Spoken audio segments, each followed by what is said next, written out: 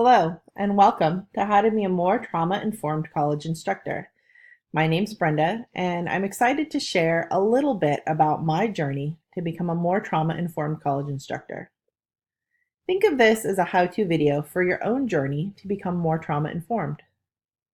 The information I share with you is from a trauma-informed care workshop that I attended and an assortment of peer-reviewed academic journal articles on trauma-informed teaching in college settings.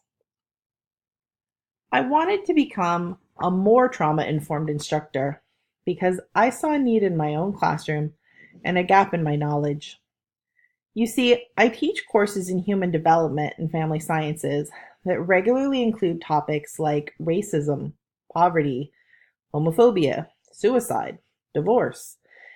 And in these classes, I ask students to consider their own life experiences with these topics and to also learn about the often traumatic experiences of others. I came to realize that I was routinely exposing adult students and myself to potential re-traumatization without really realizing it or knowing what to do about it. Unfortunately, there are not a lot of college-specific trauma-informed care resources. So as I said, I've pieced together information from a more human service provider focused workshop and some college specific literature. I'll begin with a brief overview of trauma and trauma-informed care principles, and then I'll discuss the importance of knowing your own trauma history and needs. I'll end with suggestions of ways to incorporate trauma-informed principles into your own classrooms. You may be asking yourself, what exactly does she mean by trauma? I'd like to offer a working definition of trauma by reading a couple of quotes from Bonnie Burstow, an expert on trauma and trauma survivors, and also a definition from SAMHSA.gov. SAMHSA is the Federal Substance Abuse and Mental Health Services Administration. Trauma. Trauma is not a disorder, but a reaction to a kind of wound. It is a reaction to profoundly injurious events and situations in the real world, and indeed to a world in which people are routinely wounded. Trauma is a concrete physical, cognitive, affective, and spiritual response by individuals and communities to events and situations that are objectively traumatizing. On a simple level, for the most part, people feel traumatized or wounded because they have been wounded.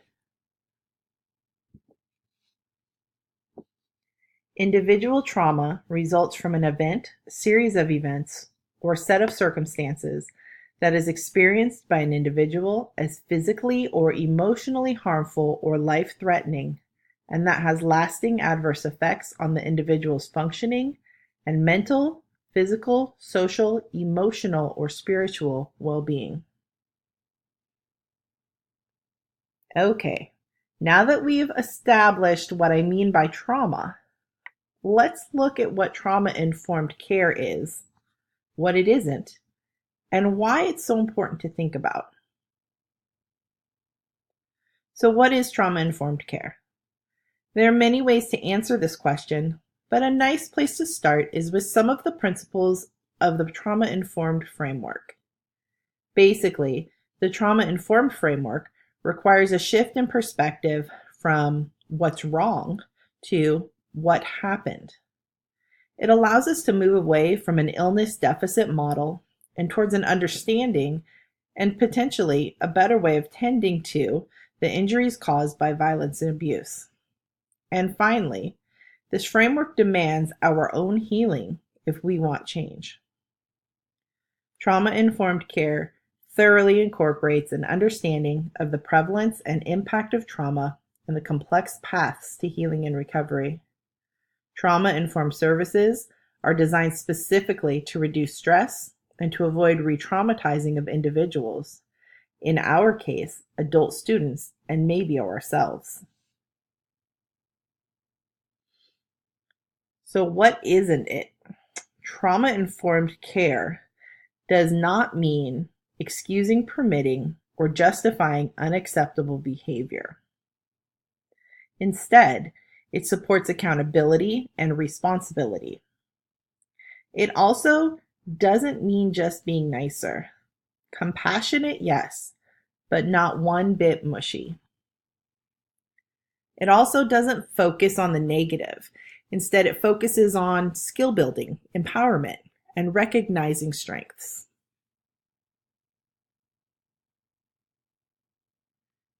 So why is trauma-informed care important?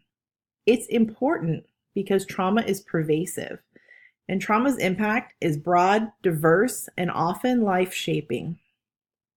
Community members, service providers, teachers, that's us, can prevent re-traumatization and support and promote healing. I've really only given you a brief overview of trauma and trauma-informed care. I think that the best way to begin your own trauma-informed journey is to attend a trauma-informed care workshop. If by chance you're in the Willamette Valley, the Trauma Healing Project in Eugene, Oregon is an excellent resource for this.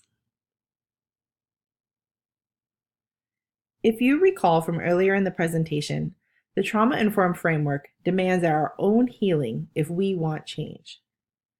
This means that in order to be a trauma-informed instructor, we need to assess our own trauma history and address our own trauma healing needs. Simply put, we can't help others if we aren't finding ways to help ourselves. Now, depending on your own trauma history, you may need to seek out professional counseling.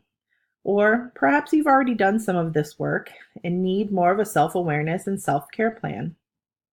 This can include things like yoga or really any relaxing, grounding activity. Also, regular debriefing with a colleague, and in general, just regularly checking in with yourself, particularly after teaching sensitive topics or when students have shared details of their own trauma with you. While I don't ever ask students to share those kinds of details, it often happens anyway when students engage with sensitive topics. Real talk for just a moment here. Attending a full-day trauma-informed care workshop brought up some really difficult emotions for me. Becoming a more trauma-informed instructor and facing my own trauma history is not light work. I'm really glad that I'm on this journey, but it is an emotional one at times. I think this probably just adds support for the importance of incorporating trauma-informed care principles into my own classroom. Now, as promised, I'd like to share 5 tips for incorporating trauma-informed care principles and practices into your college classroom. Tip number 1, identify student emotional safety as a necessary condition for learning. Second, trauma-informed practice is more about relational skill than about technique. This requires a genuine interest in the learner and also a focus on building relationships. Third, recognize that students often have trauma histories around educational experiences and authority figures, and integrate that knowledge into your own educational practice. Fourth, appreciate how a trauma history may impact students' academic performance, even when trauma is not a topic of that class. This is a really important point because a trauma-informed classroom can be a math classroom, can be a chemistry classroom, and so it should. And fifth, please be prepared to provide referrals to your institution's counseling services or emergency care if needed. Here are a few more resources to help you get started on your own journey to being a more trauma-informed college instructor. Thank you for the opportunity to share what I've learned so far.